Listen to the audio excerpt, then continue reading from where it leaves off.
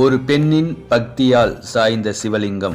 ஒரு பக்தனுக்காக நிமிர்ந்த அதிசயம் எங்கே நடந்தது தெரியுமா? திருப்பனந்தாள் அருணச்சடேஸ்வரர் செஞ்சடையப்பர் ஆலயத்தில்தான் அது. தாடகை என்ற பெண் புத்திர பாக்கியம் வேண்டி தினமும் ஈசனுக்கு மாலை சூட்டுவது வழக்கம்.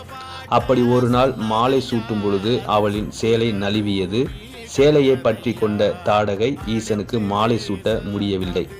இதனை பார்த்த ஈசன் தனது லிங்க திருமேனியை சாய்த்து கொடுத்தார். லிங்கம் சாய்ந்தே இருந்தது, மீண்டும் நிமிரவே இல்லை. இதனை அறிந்த அரசன் வீரர்களையும் யானைகளையும் வைத்து எவ்வளவோ முயற்சி செய்தும் லிங்கம் நிமிரவே இல்லை. ஆனால் சிவாய நம என்ற நாமத்துடன் தனது கழுத்தில் கயிற்றை கட்டி இழுத்த குங்குளிய கலைய நாயனருக்காக ஈசன் நிமிர்ந்தார்.